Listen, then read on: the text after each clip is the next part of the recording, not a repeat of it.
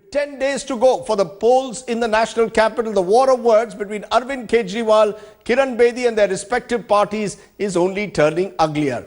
After the Aam Aadmi Party put up posters calling Bedi an opportunist, the BJP has now put up a booklet on Kejriwal calling him a betrayer. The BJP is also now carpet bombing the capital with rallies and road shows with as many as 14 union ministers being plunged into the campaign. Brijesh Pandey and Ankit Tyagi have our top story tonight.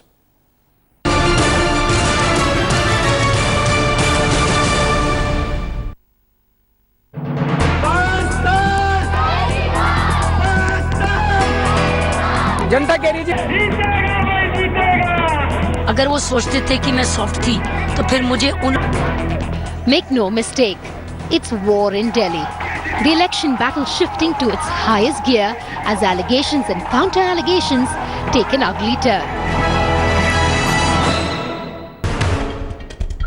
The BJP has stepped up its attack on Arvind Kejriwal on two other fronts, releasing a booklet against the Aam Aadmi Party chief, calling him a traitor.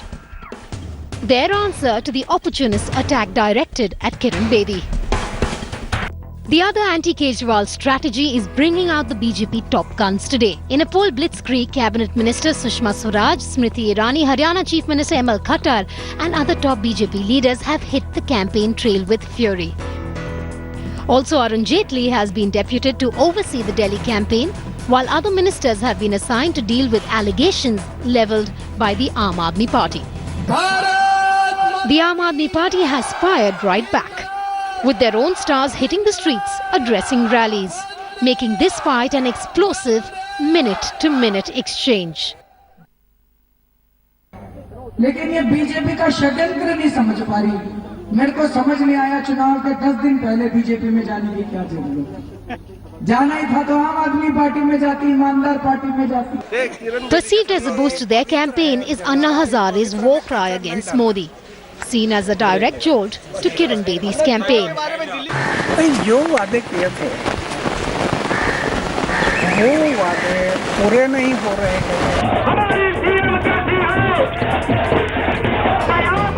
With 10 days to go for the big capital showdown, expect the word wars to get bolder, less forgiving. झूठ बोला, धोखा दिया, जो कहा उसका उल्टा किया। Expect last-minute offensives to get dirtier. And the campaign blitzkrieg exponentially more aggressive. As these two faces of this election spar for Delhi's throne. With Brijesh Pandey and Ankit Tyagi, Bureau Report, Headlines Today. Then Kejriwal versus Bedi is the personality clash overshadowing all issues. That's my first talking point and my first face-off tonight. Two sides of the picture. Sanjay Kaul of the Bharatiya Janata Party is joining us and Ashish Khaitan of Aam Aadmi Party. That's our face-off at the top of the news today at 9.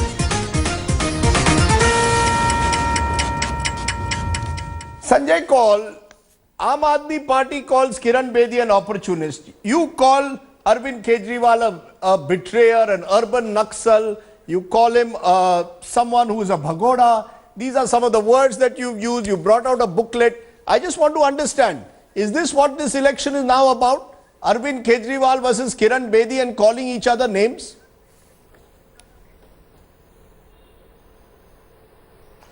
Well, name calling is a speciality of a certain party that came about around last year. And you know that they have a record of that, and so I don't want to really add to that. But I think the subject of this evening, as you have very correctly sort of indicated, is that is this election all about personalities, not about issues? I would quickly jump to that and say that, you know, yes and no, but that's because personalities have always dominated election scenarios, whether it's in the West, whether it's in the US or India or wherever. But at the same time, you know, personalities indicate issues. Personalities represent issues too. So if you were to see what Mr. Narendra Modi represents for this country, it would be development, a positive agenda for change, accountability, transparency, good governance. And if you were to say, for instance, by the same token, that Kiran Bedi represents similar traits of governance, of continuity of experience, you would also argue that the Aam Aadmi Party has its own share of baggage So you're saying So I think You're saying right leaders in what you're saying, encapsulate the issues. Concern is real. You're saying leaders encapsulate Of course, issues. of course, Okay. of course. Can In fact, I'm going to come to that point back to you, Sanjay Naik, but let Ashish respond to what you said, that the Aam Aadmi Party is the one, the BJP claims, which has started the name calling. That you have put up posters on the back of auto rickshaws, Arvind Kejriwal, Imandar, and Kiran Bedi, Afsarwadi or opportunist. So you are the ones who called her opportunist. She has only hit back.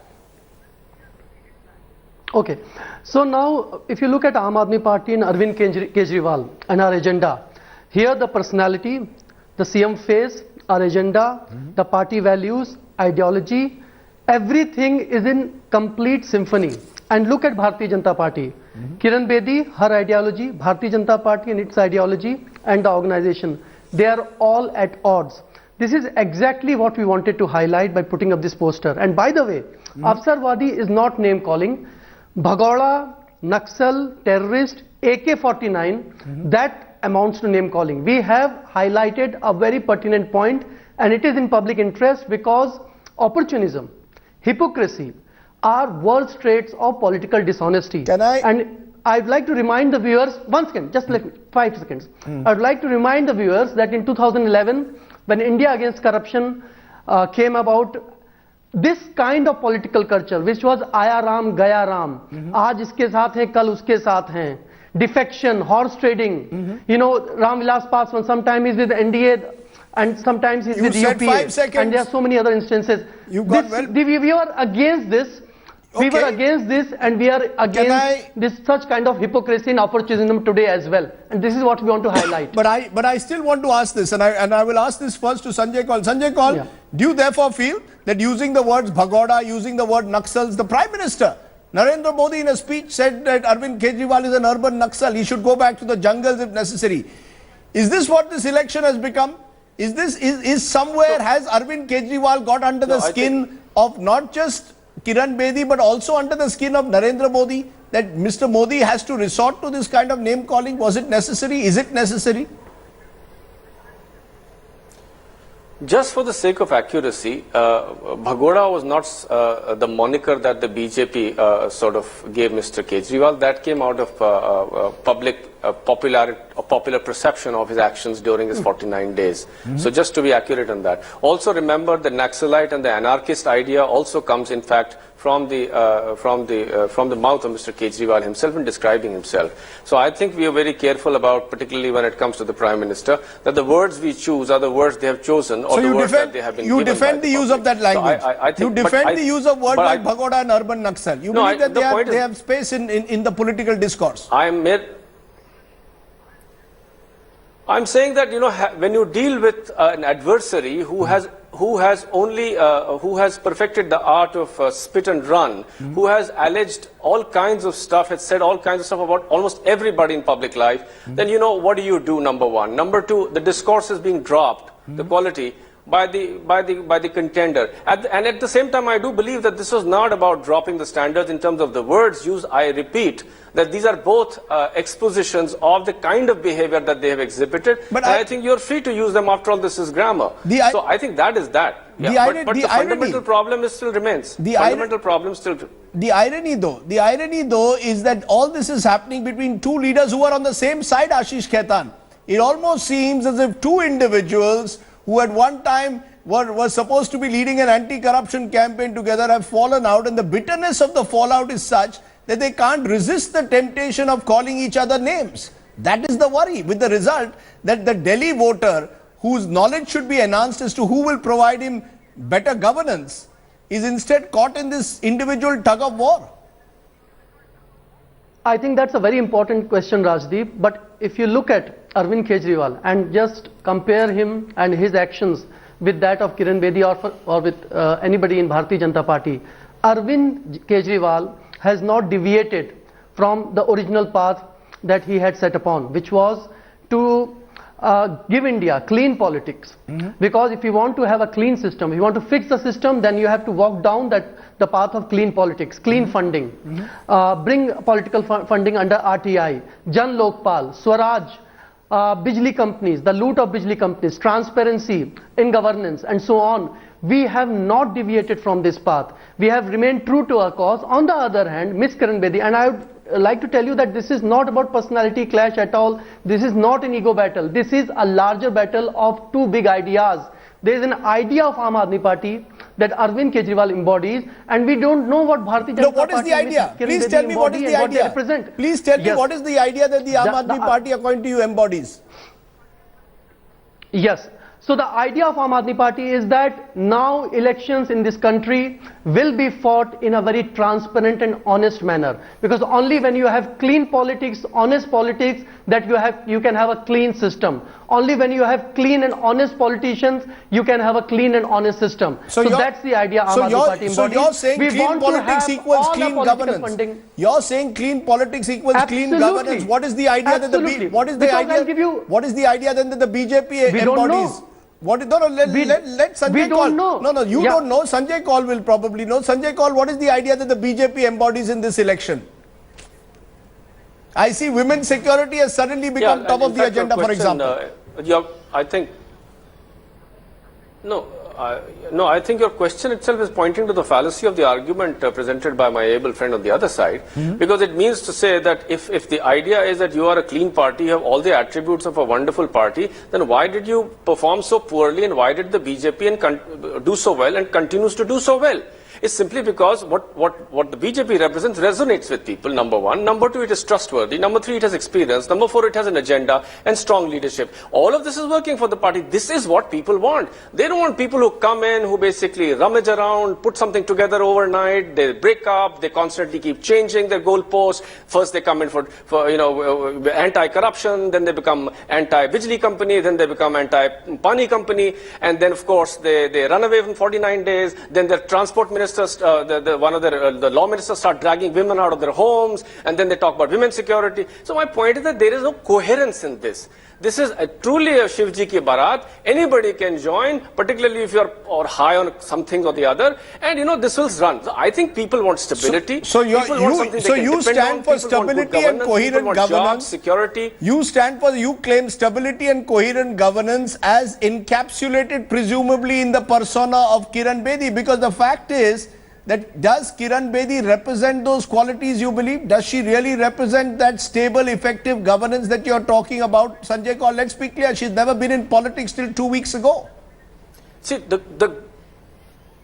the good part about parties like the BJP is that no one person, no one individual will be able to influence the actions of the large organization. That is the part that I'm talking about, and that is precisely why I joined the BJP also. Don't forget that I am the precursor of everything, and you know this better than anybody else, of the experiment of AAP.